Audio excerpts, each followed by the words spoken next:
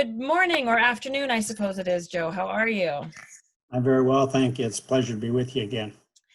So let's do a catch up for Outcrop Gold. I want to jump right into, you have hit into, the whole premise here was to explore this vein system for what you believed would be a series of high-grade shoots. And you have now tapped into your third such shoot in not that many meters of drilling. So do you want to just take us through sort of, how that worked and what you have recently tapped into at Megapozo? Well, the approach we took was to put together the vein systems basically by the workings and dumps, even on some satellite stuff and just reconnaissance mapping. And then the easy start was to go into an old mine, sample the vein, get back and drill it. So really that's what we're doing right now. But what that's provided is over a 1.2 kilometer strike of multiple veins. We've got La Ivana on the north end, and we have Roberto Tovar, which is the condor drilling, on the south end. And now we have Megapozo, which means deep shaft, in the middle. Right. And now we have two other targets that we'll be able to go to. And one is called El Dorado, and the other is called Guanabanara. And El Dorado is 5 or more trenches with plus 10 grams gold up to 180 grams gold and 2,000 kilograms or 2,000 grams silver. So, we're just successively, you can only go so fast because of the R shoots, it's not like drilling a Carlin system or anything, and then where we don't have workings, we're doing intervening soil profiles at 10 meters, and then we're trenching at 75 meters. Okay. Yeah, and so we have almost 13 kilometers of vein traces, and the sort of a successful test or a really nice success would be to turn up one of these 200 meter plus strike shoots, one every 600 meters. That would be 26 shoots, if that, roughly, maybe 24 shoots. Or let's say some of them don't work. Let's say some of them mind out. But that still gives you a lot of latitude because the back of the envelope on these things, with those kind of dimensions, and those are 10 gram gold contour dimensions. If I took 5 gram gold, sorry to be talking gold on a silver project, but it's hard to go back and forth in your head. Sure. Where was I? It just adds up quickly, the ounce count, once you start delineating these shoots. Uh-oh, we have a pause in the recording. I lost you. Yeah, they just here. Why don't we? Do you feel like you're back now? I can see you again properly now. Okay, I'm back.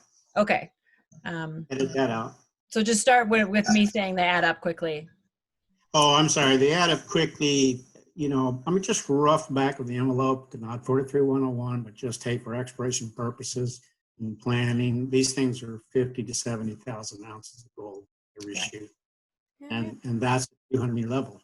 And they aren't the frustrating shoots where the grade comes and goes. It's literally just a very nice contiguous contour at fairly high levels.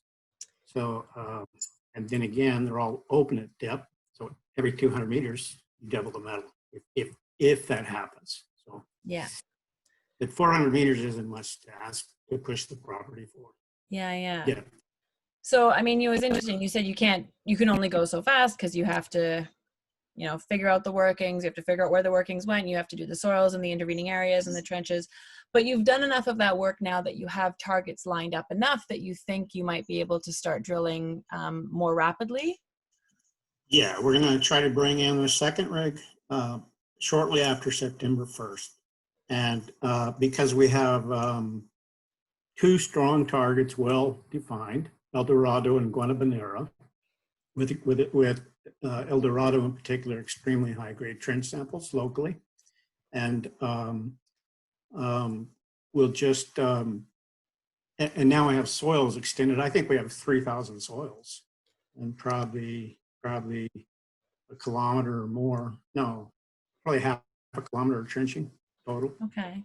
And so we've got a pretty good idea. Now, as we go to the north, we're seeing a little bit of a post-mineral cover, so it's harder. Okay. And on that, we're starting a gradient array resistivity IP survey. It's a geophysical survey, but it's the only thing I know is that really works for fairly narrow silicified structures, especially in the background schist where it's a high density contrast. So right. Okay. And then if we do, if we have a disappointment in a target, in one of the advanced targets, then we'll go take that rig and take it back on the previous stations or near previous stations, and we'll drill deeper. Right. Yeah. Because like, you've only been tracing these things down about 200 meters, not because they close off, but just because that was your first pass target depth. That's right. That's kind of what we decided to do. The only way to get them to build the count of chutes was to drill shallow, fairly well drilled at an exploration stage, but call it good at 200 meters and go on to the next one.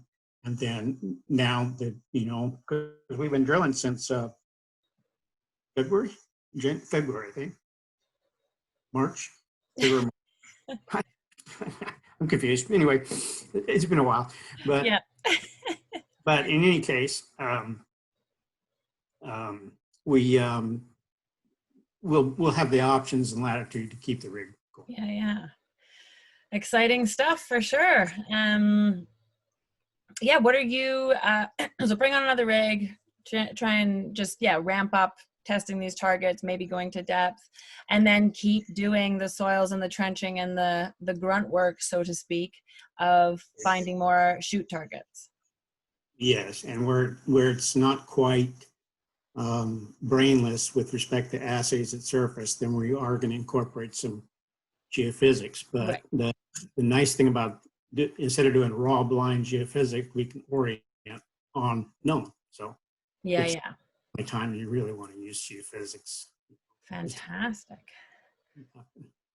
So yeah. So those who are watching the story, I mean, you guys have very regular news flow because you're just doing lots of work. You just consistently are drilling, trenching, sampling, running surveys.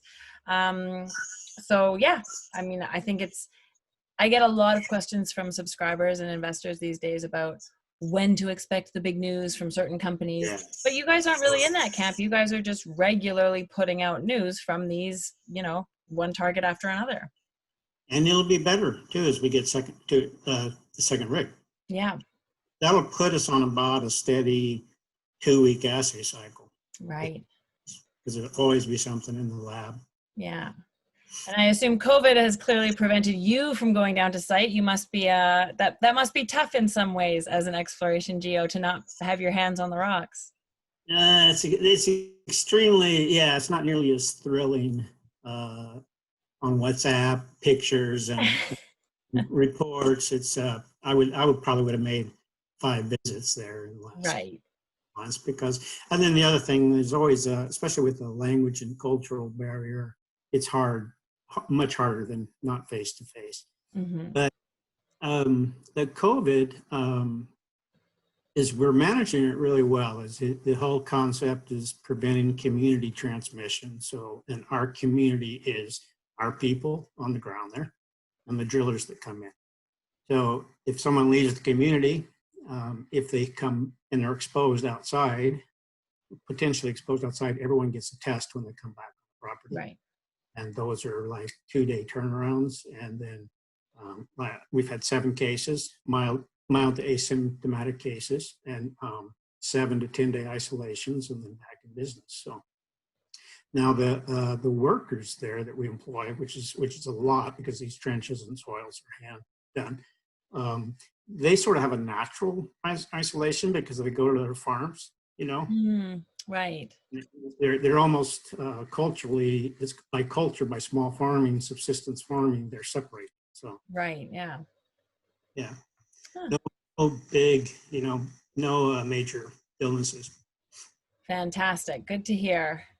Um, well, thanks for the update. I mean, it's been a story that's attracted lots of interest for good reason already in this market, and I don't see any reason to stop watching now. There's only you have done what you've said you were going to do so far, so I'm keen to see I think so. how Yeah. how that carries on. I try to do that. It's a good thing to do. Yes. All right. Well, thanks for the update, Joe, and we'll catch up with you again, maybe when you've made another discovery. Sure. Why not? Maybe 2 weeks. All right. Thanks. Okay. Thank you very much. Bye-bye.